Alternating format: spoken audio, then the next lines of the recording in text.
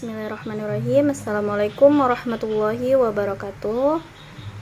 Bagaimana kabarnya anak-anak? Semoga selalu dalam keadaan sehat walafiat. Amin amin ya rabbal alamin. Pertama-tama marilah kita mengucapkan puji syukur kehadirat Allah Subhanahu wa taala yang telah memberikan kita nikmat kesehatan sehingga kita bisa bertemu di pertemuan kali ini, yaitu untuk membahas materi tentang pola dakwah Nabi Muhammad SAW di Mekah. Baiklah, untuk tujuan pembelajaran kita pada hari ini yaitu yang pertama menjelaskan misi Nabi Muhammad SAW, yang kedua menjelaskan kondisi Mekah sebelum Islam, yang ketiga mengidentifikasi cara dakwah Nabi Muhammad SAW di Mekah, yang keempat mengidentifikasi keberhasilan dakwah Nabi Muhammad SAW di Mekah, yang kelima menjelaskan hikmah dari misi Nabi Muhammad SAW sebagai rahmatan lil alamin, dan yang keenam yaitu menjelaskan keteladanan dari perjuangan Nabi dalam menghadapi masyarakat Mekah, dan yang ketujuh adalah menjelaskan keteladanan dari perjuangan para sahabat dalam menghadapi masyarakat Mekah. Langsung saja kita masuk ke poin yang pertama, yaitu misi Nabi dakwah di Mekah. Berikut ini misi dakwah Nabi Muhammad SAW bagi seluruh umat manusia. Yang pertama yaitu menyebarkan ajaran Islam. Misi utama diutusnya Nabi Muhammad SAW adalah membawa ajaran Islam. Ia menyampaikan ajaran ini kurang lebih selama 23 tahun di Mekah dan di Madinah. Selepas beliau SAW meninggal, misi dakwah dilanjutkan oleh para dai dan ulama untuk membawa rahmat bagi alam semesta. Hal ini tergambar dalam firman Allah Subhanahu wa taala dalam surah An-Nahl ayat 125. Bismillahirrahmanirrahim. Ud'u ila sabili rabbika bil hikmati wal mau'izatil hasanah wajadilhum billati hi ahsanu. Inna rabbaka huwa a'lamu biman dalla an sabili wa huwa a'lamu bil muhtadin.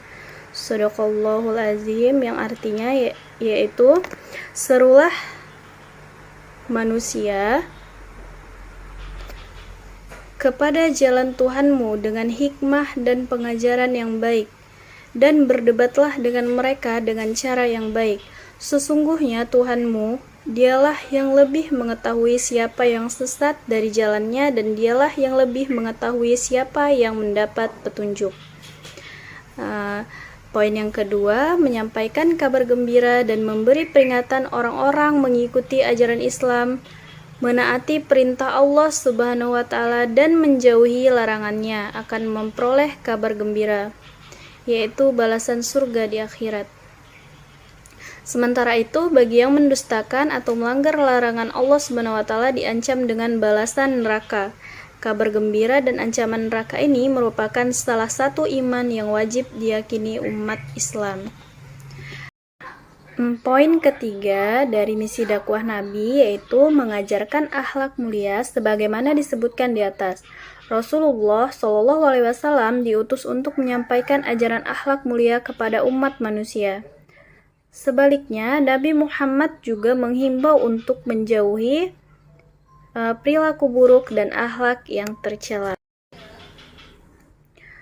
Poin kedua yaitu kondisi Mekah sebelum Islam masuk. Mekah dianggap sebagai kota suci di mana Nabi Muhammad SAW lahir dan menerima wahyu. Namun, sebelum Islam hadir sebagai rahmatan lil alamin, masyarakat Mekah memiliki tradisi-tradisi tidak baik yang penuh kesesatan, kekufuran, dan penyimpangan. Inilah yang disebut masa jahiliyah atau zaman kebodohan. Pada saat itu, masyarakat Mekah dan Arab secara umum memiliki kemajuan di bidang perekonomian, khususnya dalam perdagangan dan pertanian. Ini tidak lepas dari letak geografis Mekah yang berada pada jalur perdagangan ramai. Meski demikian, mereka tetap tidak dapat terlepas dari kebodohan. Jahiliyah bukan berarti bodoh dari segi keilmuan, namun mereka bodoh dalam hal keimanan kepada Allah.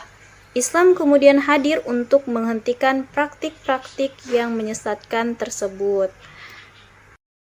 Selanjutnya yaitu poin yang ketiga, cara dakwah Nabi di Mekah. Di sini ada 2 poin cara dakwah Nabi di Mekah. Yang pertama yaitu dakwah siriyah, yaitu sembunyi-sembunyi. Nabi Muhammad berdakwah dengan siriyah atau sembunyi-sembunyi selama kurang lebih 3 tahun. Pertama-tama Nabi mengajak orang-orang terdekatnya untuk memeluk Islam. Dan orang-orang yang pertama kali masuk Islam disebut as-sabiqun al-awalun. Mereka adalah yang pertama Khadijah binti Khuwailid atau disebut Ummul Mukminin atau istri Nabi Muhammad SAW. Yang kedua Zaid bin Haritsah, yaitu anak angkat Nabi Muhammad SAW. Yang ketiga Ali bin Abi Thalib, yaitu sepupu Nabi Muhammad. Dan yang keempat Abu Bakar As-Siddiq, yaitu sahabat Nabi. Dan poin yang kedua adalah dakwah secara terang-terangan. Setelah banyak orang-orang kafir mengetahui dan menyadari akan pengaruh dari dakwah Nabi Muhammad SAW dan Islam yang mulai meluas, maka turunlah wahyu dari Allah Subhanahu wa taala yang memerintahkan untuk berdakwah secara terang-terangan. Dan terbukalah ayat yaitu surat Al-Hijr ayat 94 yang berbunyi Fasda bima tu'maru wa'arid anil musyrikin. Maka sampaikanlah Muhammad secara terang-terangan segala apa yang diperintahkan kepadamu dan berpalinglah dari orang-orang yang musyrik. Dakwah siriyah. Setelah masuk Islam, keimanan, kecintaan, dan pendirian Abu Bakar semakin kuat. Seruan Nabi SAW disampaikan kepada teman-temannya. Karakter Abu Bakar yang lemah lembut dicintai banyak orang. Cerdas, sukses dalam berbisnis, dan berbudi pekerti baik sehingga banyak para sahabatnya terpengaruh dan akhirnya masuk Islam, yaitu yang pertama Utsman bin Affan, yang kedua Zubair bin Awan, yang ketiga Abdurrahman bin Auf, yang keempat Sa'ad bin Abi Waqqas, dan yang kelima yaitu Talhah bin Ubaidillah. Walaupun dakwah dilakukan secara syiriah dan bersifat personal, namun beritanya sampai ke kaum Quraisy. Hanya saja mereka belum mempermasalahkan karena Nabi belum menentang mereka dan Tuhan mereka. Sehingga Nabi Muhammad SAW dapat membangun jamaah mukminin dengan landasan ukhuwah atau persaudaraan dan ta'awun, yaitu solidaritas. Dakwah terang-terangan. Setelah mendapat wahyu tersebut, pada suatu hari Nabi Muhammad SAW melakukan dakwah secara terbuka. Nabi Muhammad SAW naik ke Bukit Syafa yang kini menjadi bagian Masjidil Haram. Nabi Muhammad SAW berseru, "Hai orang-orang Quraisy!" Orang-orang pun berdatangan sambil bertanya-tanya ada apa. Kemudian Rasulullah berkata, "Bagaimanakah pendapatmu? Jika kuberitahu bahwa di bukit itu ada pasukan berkuda, percayakah kalian?" "Ya," jawab mereka, "kami tidak pernah meragukan kejujuranmu karena kami belum pernah mendengar engkau berdusta." Rasulullah pun berkata lagi, "Aku mengingatkan kamu sekalian sebelum kamu menghadapi siksaan yang pedih. Hai Bani Abdul Muttalib, Bani Abdi Manaf, Bani Zuhra, Bani Ta'im, Bani Makhzum, dan Bani Asad. Allah memerintahkan aku untuk menyampaikan peringatan pada keluarga-keluarga terdekatku. Aku tidak dapat memberi keuntungan apapun pada kalian baik di dunia maupun di akhirat, kecuali kamu mengikrarkan la ilaha illallah, tiada Tuhan selain Allah. Berbagai cara dilakukan untuk menghalangi dan menghentikan dakwah Nabi Muhammad SAW, seperti mengejek, menghina, menjelek-jelekan ajaran Islam, dan lain-lain. Sampai pada akhirnya kafir Quraisy mengajak mempertemukan Islam dan jahiliyah. Mereka akan mengikuti ajaran Nabi tanpa meninggalkan ajaran mereka, dan Nabi SAW serta pengikutnya mengikuti ajaran mereka tanpa meninggalkan ajaran Islam. Nabi Muhammad SAW menolak dengan tegas ajakan mereka, dan Allah Subhanahu wa Ta'ala menurunkan surah Al-Kafirun. Selanjutnya adalah poin yang keempat, yaitu hikmah dari misi dakwah Nabi Muhammad SAW di Mekah. Yang pertama, yaitu menyadari bahwa melalui kesabaran dan keuletan dalam berjuang menegakkan agama Allah pasti akan mendapat pertolongan Allah Subhanahu wa Ta'ala. Yang kedua, yaitu memahami bahwa tugas seorang rasul hanya sekedar menyampaikan risalah dari Allah Subhanahu wa Ta'ala. Seorang rasul tidak bisa memberi petunjuk atau hidayah bahkan kepada keluarga atau orang yang sangat dicintainya.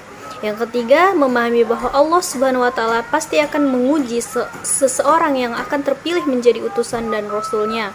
Yang keempat, yaitu memahami bahwa Nabi Muhammad SAW sangat bijaksana, pandai menggunakan kesempatan yang berharga, dapat menarik perhatian orang tanpa menimbulkan kebosanan. Yang kelima, yaitu meneladani Nabi Muhammad SAW yang bergelar uswatun hasanah, yang artinya tingkah laku dan amal perbuatan Rasulullah SAW sehari-hari adalah teladan yang baik, terutama terhadap ajaran Islam yang didakwahkannya.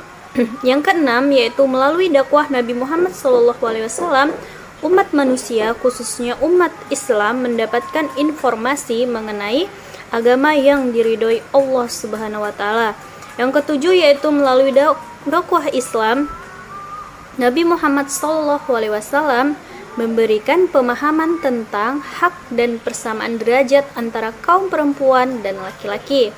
Yang kedelapan, yaitu Islam menegakkan ajaran persamaan derajat di antara manusia dan pemberantas perbudakan. Dan yang terakhir, yaitu melalui penghapusan perbudakan, maka manusia statusnya sama di hadapan Allah Subhanahu wa Ta'ala. Baiklah, kita masuk ke poin yang terakhir, yaitu meneladani perjuangan Nabi Muhammad SAW dan para sahabatnya dalam menghadapi masyarakat Mekah. Dakwah periode Mekah adalah menyeru manusia untuk menyembah Allah Subhanahu wa Ta'ala, selalu meminta pertolongan hanya kepada Allah Subhanahu wa Ta'ala semata, percaya kepada seruan Nabi dan Rasul Allah, mengikutinya karena perkataan dan tindakannya adalah wahyu dari Allah Subhanahu wa Ta'ala, memiliki akidah atau keyakinan yang kuat, bersikap tegas, menolak kekufuran, kemusyrikan, dan kemaksiatan, sabar dalam menghadapi ujian dan cobaan, memiliki rasa tanggung jawab terhadap tugas atau amanah. Nabi Muhammad SAW lahir di Mekah, Senin 12 Rabiul Awal tahun Gajah. Nabi Muhammad SAW lahir di tengah-tengah masyarakat Arab yang kehilangan pegangan hidup. Akidah mereka menyimpang, moral mereka rusak. Misi Nabi Muhammad SAW di dunia ini sebagai rahmat bagi alam semesta, pembawa kedamaian dan kemajuan masyarakat. Misi utama Nabi Muhammad SAW di Mekah adalah meluruskan akidah agar manusia hanya menyembah kepada Allah, meminta pertolongan hanya kepada Allah, dan meyakinkan mereka bahwa dirinya benar-benar Nabi dan Rasul Allah. Awalnya Nabi melakukan dakwah dengan sembunyi-sembunyi selama 3 tahun. Setelah turun surah Al-Hijr ayat 94, Nabi Muhammad SAW melakukan dakwah secara terang-terangan. 23 tahun Nabi Muhammad berhasil membawa kemajuan dalam berbagai sektor kehidupan bagi Arab dan seluruh dunia. Cukup sekian dari materi kita pada hari ini. Lebih dan kurangnya mohon dimaafkan. Wassalamualaikum warahmatullahi wabarakatuh.